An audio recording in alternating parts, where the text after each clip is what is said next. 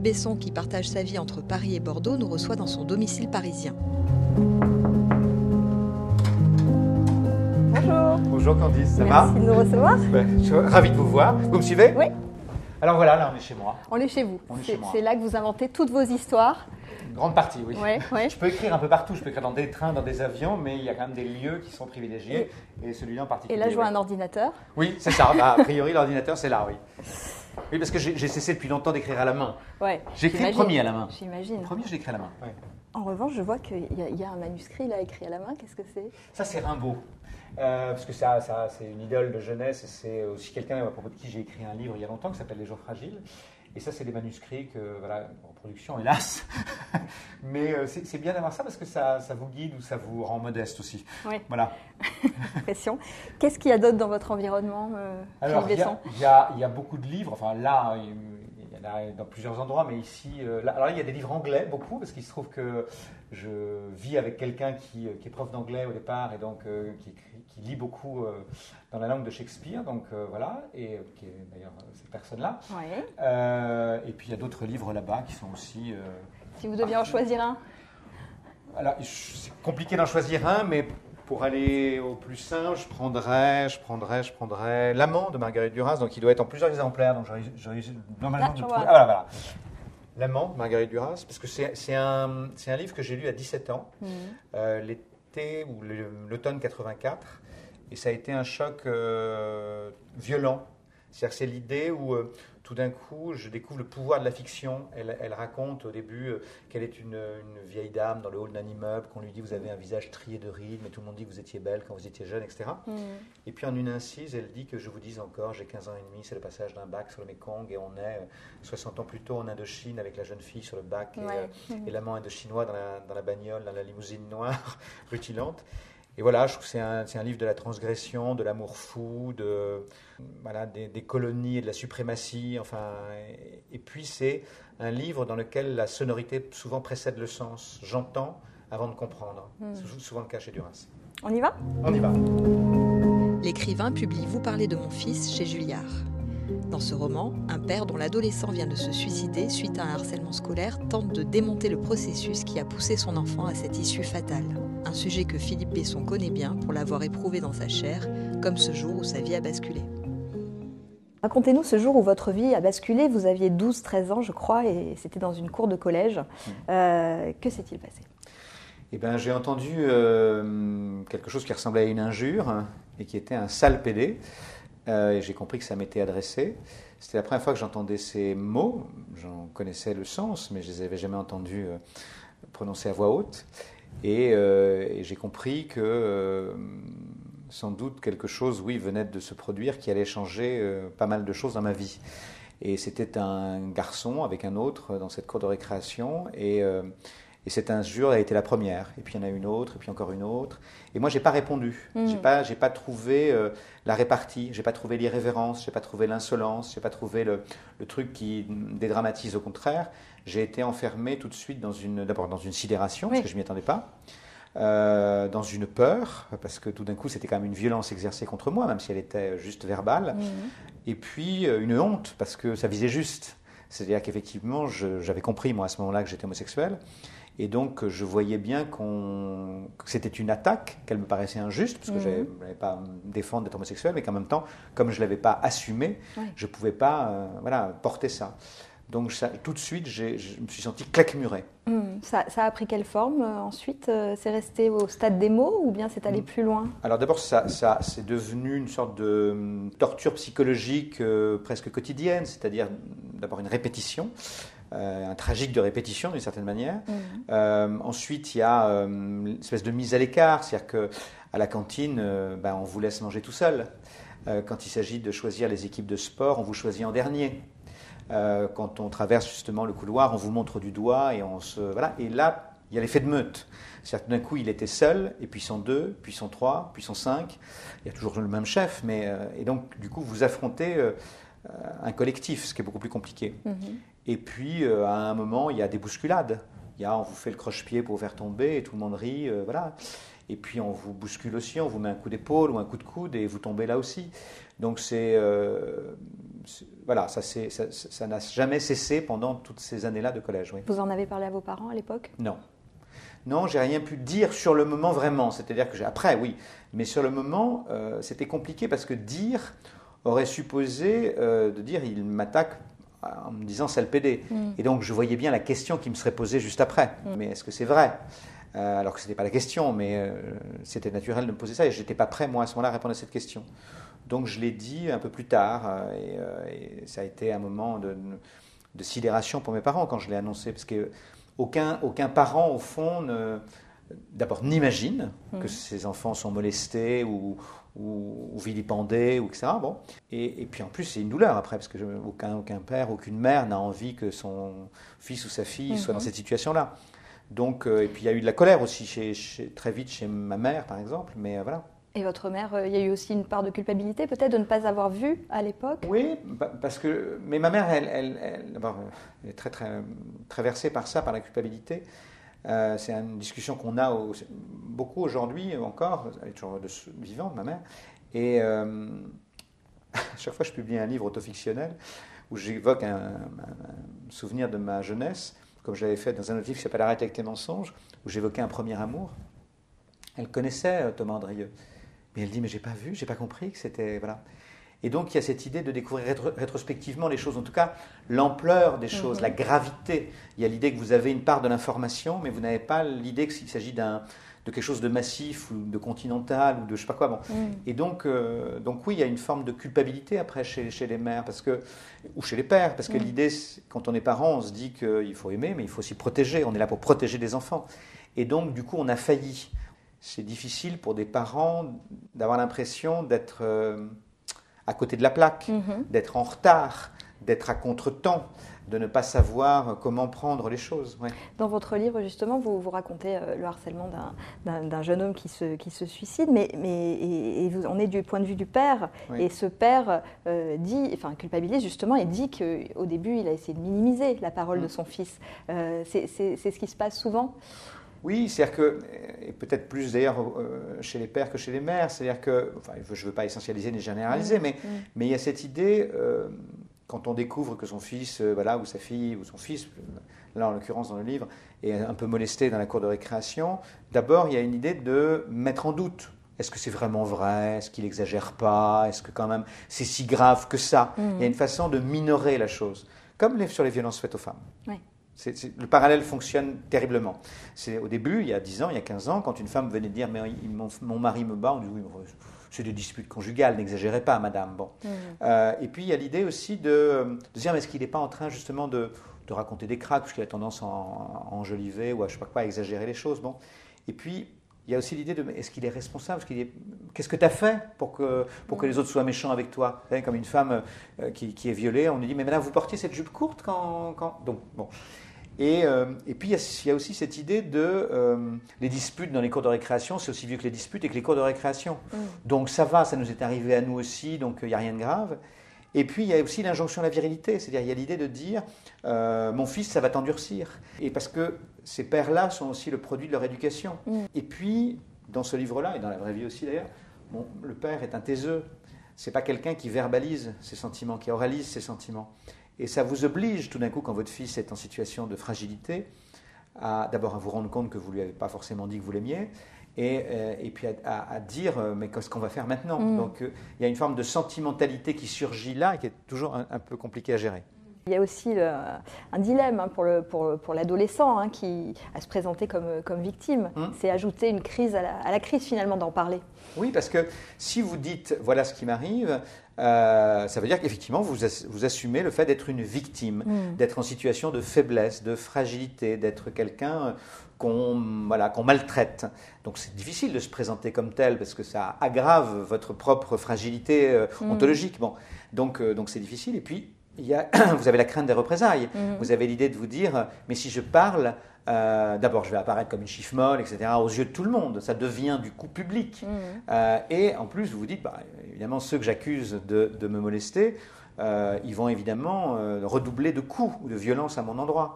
Donc c'est très compliqué de parler en fait. Et c'est La vraie difficulté aujourd'hui, c'est qu'au fond, pourquoi le harcèlement continue de prospérer, continue d'exister de manière aussi massive et aussi souterraine? C'est parce que les enfants ne parlent pas, ils osent beaucoup, ils n'osent pas parler, ils n'osent pas prendre la parole. Oui.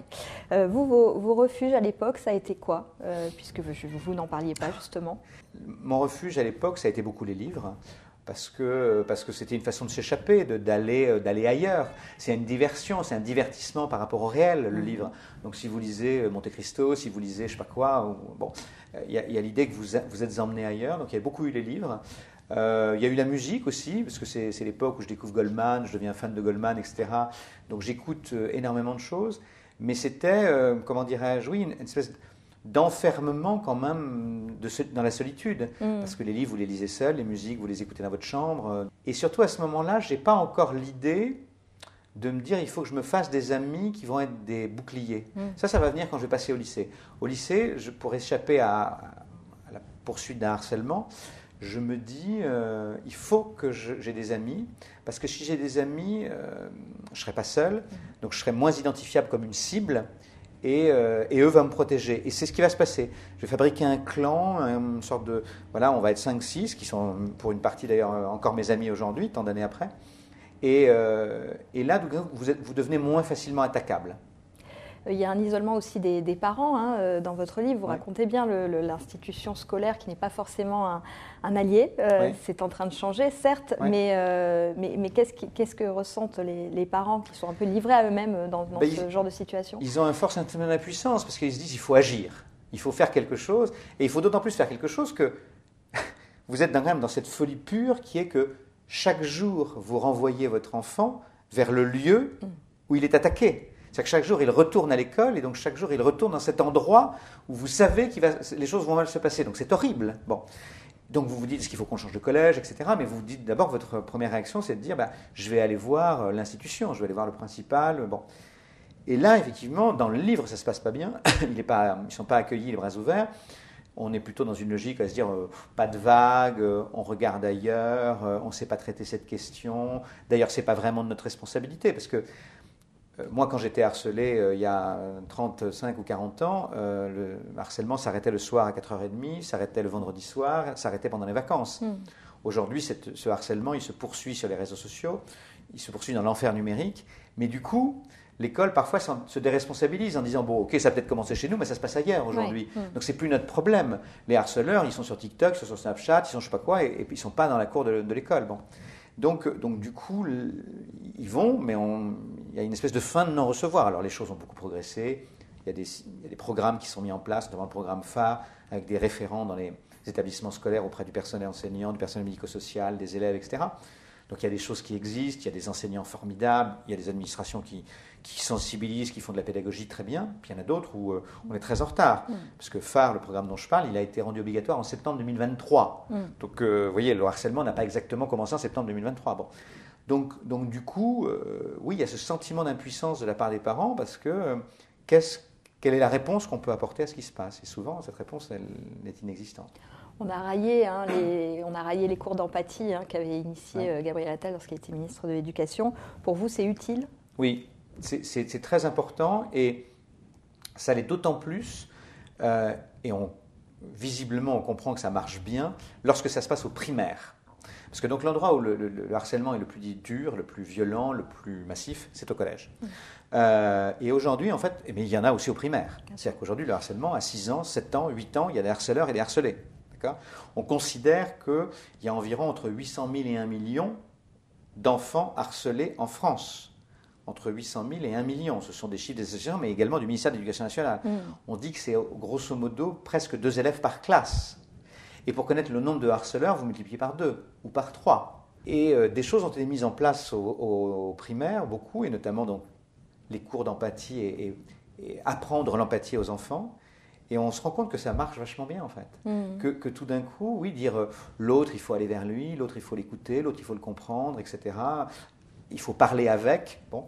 Et ben, on voit déjà les premiers bons résultats. C'est-à-dire que l'ambiance se calme, l'atmosphère est plus harmonieuse, les enfants sont plus éveillés à cette question. Tout d'un coup, ils comprennent un peu plus que, en fait, c'est pas normal d'être violent. C'est un truc tout bête, mais il faut juste leur dire, en fait, c'est pas normal, c'est pas une attitude normale, c'est pas normal d'être un caïd, c'est pas normal de faire du mal. Et donc oui, je pense que c'est une très très bonne chose. Il ne faut pas railler ces choses-là, pas du tout. C'est difficile de lutter contre l'effet de meute et souvent les bourreaux n'ont pas conscience de ce qu'ils font. C'est ça la vraie difficulté, c'est qu'au fond, quand on interroge les bourreaux, leur réponse immédiate, c'est de dire c'est pour rigoler. Alors cette phrase, elle est terrible parce que on a envie de ne pas la croire. D'abord, on se dit écoute, c'est une façon de se déresponsabiliser, de ne pas voir les choses, etc. Et pour une part, c'est ça. Ils ne veulent pas voir qu'au fond, ils ont été. Mais chez une part d'entre eux, c'est vrai. Ils ont l'impression de s'amuser. Que oui, c'était une blague, alors c'est une blague un peu cruelle, un peu machin, mais c'est une blague. Et donc, ils n'ont pas conscience des dégâts qu'ils sont en train de faire. Ils ne sont pas conscients des traumatismes qu'ils causent. Et des traumatismes qui vont durer longtemps. Parce que ce qu'il faut intégrer, c'est que le harcèlement, ça vous fait du mal sur le moment. Mais vous le portez très très longtemps. Alors vous vivez avec cette mémoire traumatique. On peut vivre très bien. Mais vous n'oubliez pas. Et moi, j'étais frappé en écrivant le livre de me rendre compte que je me souvenais très bien de ce qui s'était passé. Mais ce qui était frappant surtout, c'est que je n'étais pas capable de retrouver les noms de mes camarades de collège. Je ne savais plus comment ils s'appelaient. En revanche, je me souvenais très bien du nom de mes bourreaux. Leur prénom et leur nom m'est resté. Ça, je n'ai pas oublié. Et donc, ça veut dire quelque chose quand même. Si tout est dans une espèce de nébuleuse, vous ne savez pas avec qui vous étiez, mais par contre, vous n'avez pas oublié les visages et les noms de ceux qui vous ont harcelé, et ça 30, 40 ans après. Ouais. Donc ça veut dire que ça vous forge, ça vous marque, c'est une empreinte, c'est une cicatrice. Donc il faut prendre conscience de cette responsabilité-là, mais les enfants, les adolescents ne l'ont pas, parfois parce qu'ils ne veulent pas, parfois aussi parce que, encore une fois, pour eux, ce n'est pas important, c'est comme un jeu. Parfois aussi parce que c'est le produit de leur milieu. Parce qu'eux-mêmes sont dans un environnement social difficile, où il y a de la violence, parfois de la violence conjugale, parfois de la violence qu'eux-mêmes subissent. Et donc, cette violence, elle est comme une chose ordinaire. Elle n'est pas comme une chose exceptionnelle, anormale. Et donc, ils ne voient pas l'anormalité de la chose. Ils ne voient pas l'exceptionnel de la chose, la gravité de la chose. Parce qu'ils sont cernés par cette violence au quotidien. Et parfois pas, parce que ça existe vraiment dans tous les milieux, le harcèlement scolaire. Bien sûr, évidemment. Le harcèlement scolaire, c'est comme les violences faites aux femmes. Il n'y a pas de typologie, il n'y a pas de sociologie, c'est pas plus là qu'ailleurs, c'est très équitablement réparti. Mais on sait aussi que certains des enfants violents ont eux-mêmes grandi dans un environnement violent. Voilà. On vit avec sa mémoire traumatique, venez-vous de dire, mais quel réflexe vous gardez aujourd'hui de cette époque-là, vous ? Alors d'abord, je me rends compte que je suis venu à l'écriture aussi pour sortir du silence, pour contrarier le silence. Parce que ce dont je me souviens le plus, je le disais, c'est le silence dans lequel je me suis enfermé à ce moment-là. Le silence de la peur, de la honte, de l'humiliation, mais le silence. Et au fond, on écrit pour contrarier le silence. On écrit pour trouver les mots qu'on n'a pas trouvés à l'époque. Donc je pense que, pour partie, l'écrivain que je suis devenu aujourd'hui, il existe parce qu'il y a eu l'enfant silencieux d'abord. Je viens de cette enfance de silence.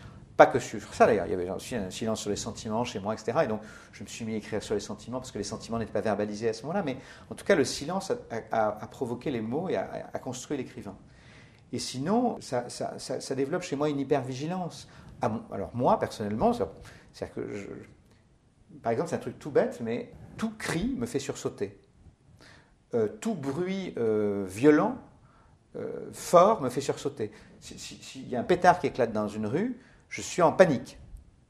Donc il y a l'idée de tout ce qui est un surgissement inattendu d'une forme de violence me terrorise. Donc ça, j'en garde ça.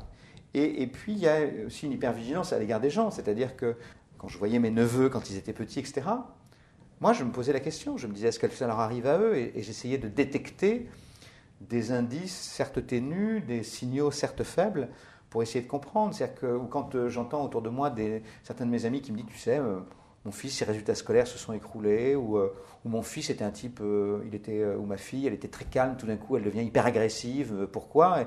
Et souvent les parents me disent, j'imagine que comme elle a 14 ans, elle est en train de me détester, ce qui est normal, elle est ado, et ça peut être ça la réponse, et ça peut être autre chose la réponse, ça peut être, il est en train de lui arriver quelque chose.